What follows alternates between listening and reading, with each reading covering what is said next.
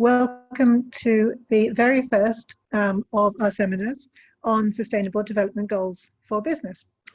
My name is Sarah Fraser and I'll be your MC for the day. When we're talking about Sustainable Development Goal number 1, which is no poverty. The Sustainable Development Goal for B series is a new free online seminar that explores the United Nations Sustainable Development Goals and how these goals are impacting on businesses. As I'm sure you're all aware, the 17 interlinked Sustainable Development Goals were developed to provide a blueprint to a better and more sustainable future for us all. Today, we are specifically looking at the Sustainable Development Goal number 1, which is no poverty. We're delighted to be joined by David Joyce, the Equality and International Development Officer with the Irish Congress of Trade Unions. You may not be aware of this, but the ICTU is one of Ireland's leading Sustainable Development Goals champions. So we're all the more excited on this very first Sustainable Development Goal seminar.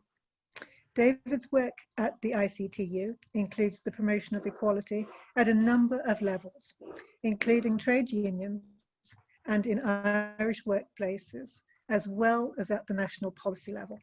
And he's going to introduce to us what no poverty means for businesses, and specifically the ICTU's role in promoting the Sustainable Development Goals in Ireland. Please feel free during the seminar to send your questions into the chat room or using the Q&A function. And both those functions should be available to you at the bottom of your screen. We will compile these and I'll ask David to address as many as he can and that are possible in time available at the end of the presentation. So with no further delay, I'll hand over to David. Thank you. Thank you very much, Sarah, and to DCU Business School for the invitation to speak today. It's very nice to meet people, however, virtually. In these day and ages, I believe there are 140 or so on the webinar. So that's very exciting, I have to say. I didn't expect such a level of interest, but welcome everyone anyway, and thanks again for the invitation. Sarah has introduced me. Maybe just to very briefly say, for those of you who don't know, what the Irish Congress of Trade Unions is. We're basically the umbrella body for trade unions on the island of Ireland. We organise across both jurisdictions, and soon will become, I think, what is the only trade union centre that will have members both within and outside the EU.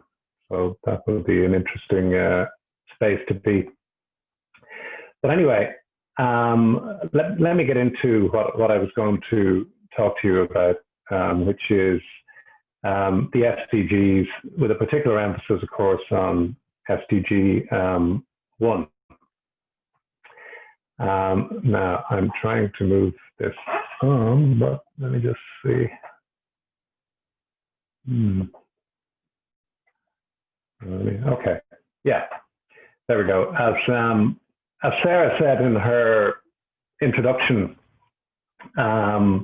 we are an SDG champion organization, and I'll say how that came about in a moment. But I think and I'm kind of presuming that people on the webinar are broadly familiar with what the SDGs are, but just on the off chance, I'll just cover the bases very quickly. The core of Agenda 2030, as it's known, is of course a set of 17 Sustainable Development Goals comprising 169 targets that draw on a large range of existing international agreements on development, environment, human rights.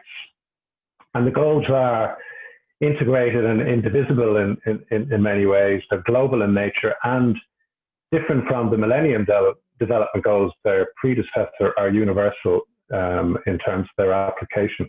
So they apply here in Ireland just as much as they do in different parts of the world. The agenda presents the goals as addressing the 5 Ps. They, mainly people, goals 1 to 5 broadly, planet goals 6, 12, 13, 14, and 15, prosperity goals 7 to 11, 16, and partnerships goal 17. So back in September 2019, just over a year ago now, Congress was appointed a SDG champion organization down at it was a big bash down at the ploughing championships in County Carlow, beautiful sunny day. I mention it only because it seems like eons ago now when there was milling around so many people together, etc. Not for that event only, of course, but for the huge show that the ploughing championships are. And basically the champion organizations are asked to raise public awareness of the goals, illustrate practical ways in which organizations and individuals can contribute to achieving the goals. And in our appointment, we were asked to focus on 4 particular goals, not exclusively, but to concentrate mainly on these ones. And they are goal 1 on ending poverty in all forms everywhere. Goal 8, obviously a key one for us, promoting inclusive and sustainable economic growth, employment, and decent work for all. Reducing inequality in and among countries, goal 10, and then goal 16, promoting just, peaceful, and inclusive societies. So we've been trying to do our bit in the meantime in terms of demonstrating the important role that trade unions have in helping to achieve the SDGs. And as we know, even before this crisis, the progress has been far too slow since 2015 when they were agreed, but that's something we'll come back to. And I'm just going to put my phone on silence there. We're also a member of an organization, a coalition called Coalition 2030, which is basically a coalition of civil society organizations committed to, as it says on the slide there, towards upholding Ireland's commitment to achieving the SDGs, both at home here and in countries all around the world. It's a very broad church, Coalition 2030. There's just the logos of some of the organizations, and I'm sure that's already out of date, but you know many of the organizations listed on that particular slide. And that's just a picture of some events we've done since our formation. I think it was back in 2016, if I'm not mistaken, with a big launch in the Mansion House, and you see the badge there, which I think many of you will recognize, and hopefully many of you wear, although wearing it around the house, I suppose, is not quite the same as wearing it outside. But you do see, I saw Boris Johnson the other evening being interviewed, and he was wearing the pin, interesting. And you see a lot of ministers in this government wearing the pin also. So you might ask then, well, what has that got? What have the SDGs got to do with trade unions? And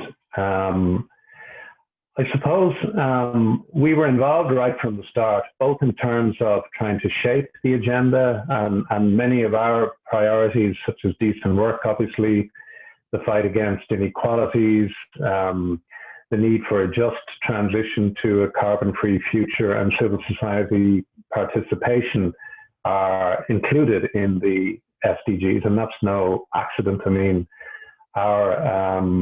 we're affiliated internationally to the ITUC, the International Trade Union Confederation, which would have been very active at the UN in terms of the negotiations, etc.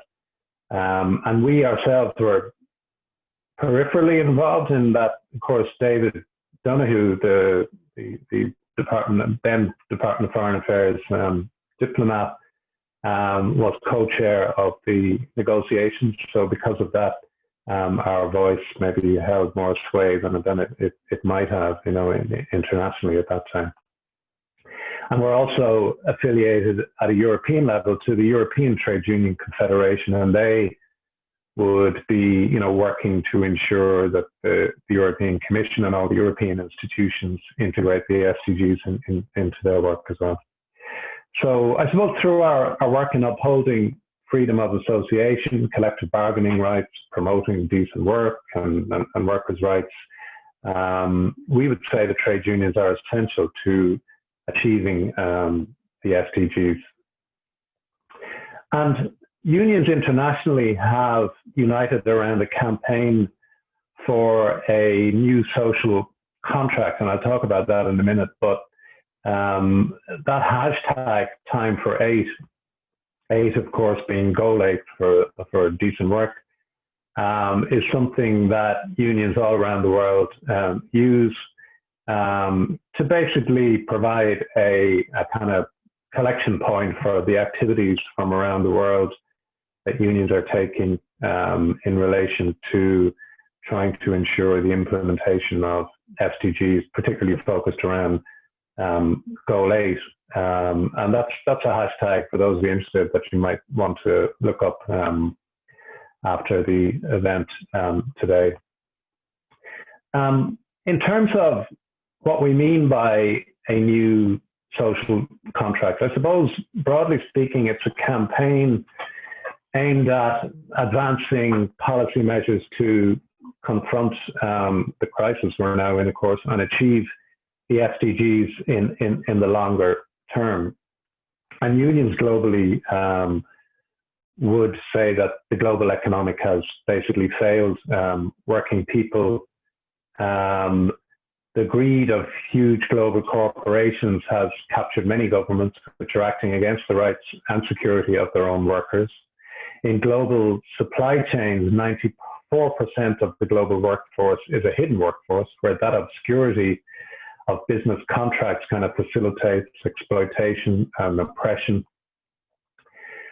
The world is 3 times richer than it was 20 years ago, yet 70% of people are denied universal social protection. And 84% of people say that the minimum wage is not enough to live on. But that's something, of course, which has been topical here. You may have noticed our decision to withdraw from the Low Pay Commission because of the paltry increase in the minimum wage that has been now agreed for next year. And 81% of countries have allowed violations of the right to collectively bargain. So if you like, we have a global economy that's almost inequality by design. And so it's time for a new social contract, we say, between workers, government and business, which should include a floor of a universal labour guarantee for all workers. And implementing a new social contract would make sure that people's rights are respected, jobs are decent with minimum living wages and collective bargaining, social protection is universal, human rights due diligence and accountability are driving business operations, and that social dialogue ensures just transition measures for both climate and technology transformations that are happening. Here in Ireland, we produced our own version of what this might look like in Ireland, a document called No Going Back, which you can get on our website if you're interested, which sets out in detail how to revive the economy, ensure that workers are rewarded and protected as the country hopefully emerges from the pandemic in the coming months. And so generally, unions would be urging governments to take action on priorities like the centrality of jobs for sustainability, scaling up of social protection, and a set of demands based on the SDGs and also the ILO Future of Work declaration, which we don't really have time to go into now, but I'll just mention it in passing. The ITUC, which I mentioned is our international organization, did a survey actually before the pandemic broke. They're the findings on the slide. I won't go through them in any detail. You can read them there, but they sort of they show the need for this new social contract in terms of what workers are experiencing in the global economy today. Overall, social justice Ireland research has found that Ireland ranks 10th of the EU member states in terms of overall SDG implementation. Not something to be very proud of, given our key role in their negotiation that I mentioned earlier. And on SDG 1 here in Ireland, the CSO recently published data from the survey in income and living conditions, which shows that the share of Irish individuals living in households suffering from a lack of basic necessities had yet to recover from the impact of the financial crisis after 10 years in 2018. And even though all of the economic indicators, unemployment, labour market participation, the share of Irish people unable to afford the basics actually grew by 2.7 percentage points to 17.8%. I should just say, and I might, when I'm finished, paste it in the chat if that's possible. And this, I'm quoting from some work that a colleague of mine in the Nevin Institute for Economic Research, Kieran Nugent, and he goes on to say that in absolute terms, that constitutes an increase of about 143,000 people, approximately equal to the entire population of County Wicklow. I don't know if we have people from Wicklow on the call, but there you go. The data shows rising shares of enforced deprivation for renters, vulnerable groups such as lone parents, disabled people and children. And the 18 to 24-year-old group have experienced the largest declines of any age group in their living standards since 2007. Without significant government intervention, we're looking at a return to long-term unemployment, increasing homelessness, and widespread general despair for younger Irish generations. And that kind of information, I suppose, greatly informed our pre-budget work and the work of other organizations, calling for a focus on addressing some of these gaps with a long-term plan to transition to a development model, if you like, more akin to that found in Northern Europe and in Scandinavia. And that would include, of course, increasing employers' social contributions, introducing maybe a net wealth tax, and investing more in basic services such as housing, childcare, health, and public transport. The current model, of course, is unsustainable in our view. In terms of, and then this is just really a continuation, I mean, these are what the survey showed that people want. These are not surprising findings. Decent wages, a big issue here in Ireland. Sick leave, which I'll come back to maybe. Pension, healthcare, same rights for all workers, equal pay, just transition plans for climate-friendly jobs, safe workplaces, etc., etc. So they're not surprising findings. Those. I didn't check before. I don't know if this will work. It's too long to show all of it anyway, but maybe what I might try and do, and if it works, fine. If it doesn't, fine. Oh, it didn't. No, that's fine. Don't worry about it. But what I'll do is, it's basically a video from Sharon Burrow, who's the General Secretary of the ITUC, the International Trade Union Confederation, and she talks about this call for a new social contract as a kind of struggle for the generations. And again, what I can do after is maybe paste the link to that video in the chat if people are interested in following it up after. So getting down to goal one, maybe a little bit more specifically, there's a couple of slides here I just want to share with you. Goal one, of course, is the elimination of poverty. And you might ask, well, what does all of what I have been talking about mean in terms of addressing goal one? And I suppose there's a couple of slides here that I just want to show. I mentioned at the start that, of course, all the goals are indivisible in a sense. So it's hard to concentrate on one without impacting on the other, etc. So they all interchange and interlink.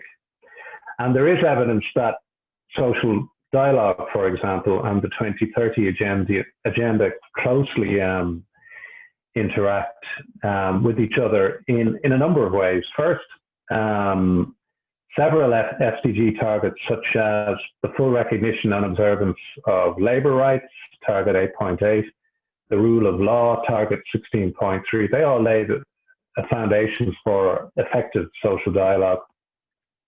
And this kind of dialogue, including collective bargaining aimed at influencing wages and non-wage working conditions, including training, employment protection, health and safety provisions, these can all have a direct impact on some specific SDG targets. So collective bargaining, as it says on the slide there, is one that would help to achieve no poverty, and also national dialogue, national social dialogue can play a key role in addressing poverty as well, concentrating on some of the areas that are there on the slide. And of course, another important one is trade union density, and there is research that shows that the higher trade union density is in a country, the average rates of poverty are less. Finally, then, in terms of social protection, there is a specific target under 1.3 about implementing social protection systems. As I said earlier, the coverage of social protection globally is very poor. And I suppose as an example of that here, the issue of sick pay has been very topical. Almost all European countries legally require employers to contribute to pay a worker's wage, full or in part, if sick and unable to work for a period. If the sickness lasts longer than the sick pay entitlement, illness benefit is payable to eligible workers through social insurance, which supports, obviously, for small businesses available in many countries who do require this. And we would contend that voluntary sick pay, which is what we have here in Ireland, isn't good enough. And we've called on, and we use the budget as well, all political parties to work towards guaranteeing a basic right that other European workers have that we don't have here. Yesterday, the waiting days, that's the unpaid days for illness benefits, reversed back from 6 to 3. A welcome step, and a first step, I guess, on the road to comprehensive sick pay coverage, but a long way to go. And then I suppose to get on briefly to the role of business, and I have a couple of slides here with kind of business proclamations of support for the SDGs. This is from Business in the Community, which I'm sure many of you are familiar with, and they have a large number of members committed to responsible business behavior, and increasingly to framing their work in the SDG framework as such.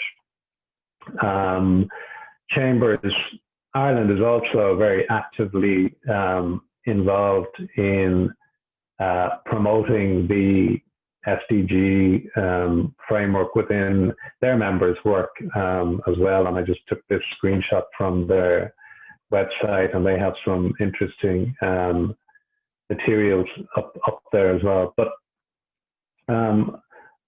while this is very welcome, I think it's great to see engagement with the SDGs by business, and there is good work happening out there.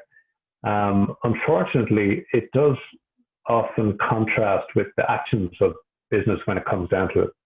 There's a big difference, obviously, between the sustainability of a company and sustainable development more broadly. And I suppose the big question for businesses is how do they deal with that issue when it arises within their business? How do they ensure that their business model is actually contributing to the achievement of the SDGs?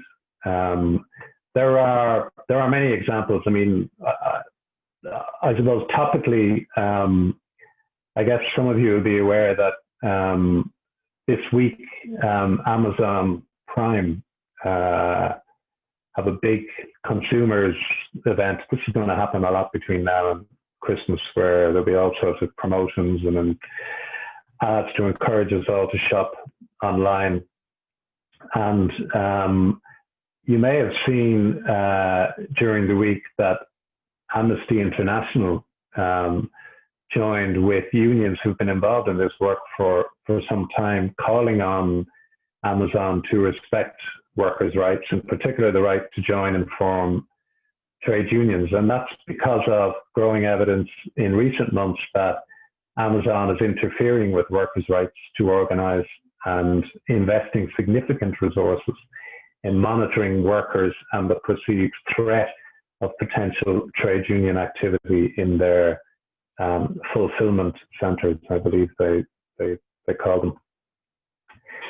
So there is, it's welcome business engagement, but it doesn't always translate into that kind of action.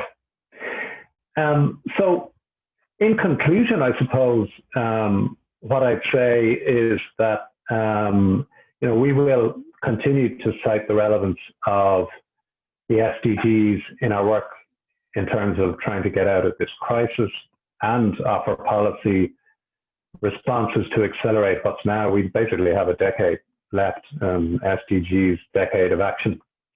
And of course, our main focus is on the driving role of SDG 8 within that 2030 agenda. Only this week, more than 60 organizations, including ourselves, and two of our largest members, SIPTU and Forza trade unions, came together and produced a joint statement called A Shared Vision for a Just Recovery, urging the government to adopt 6 principles for such a recovery. And I'll just briefly mention them. One is protect and invest in public services, prioritizing public health and well-being. 2 was invest in people. 3, deliver faster and fairer climate action and restore and protect nature. 4, build solidarity and community across borders. 5, ensure inclusive and participatory decision-making. 6, redefine progress through a focus on well-being and sustainable development. And significantly for us, it includes the right to collective bargaining and the need to strengthen workplace democracy. And also, any just recovery must include a just transition for workers and communities most impacted by the move to a zero carbon future.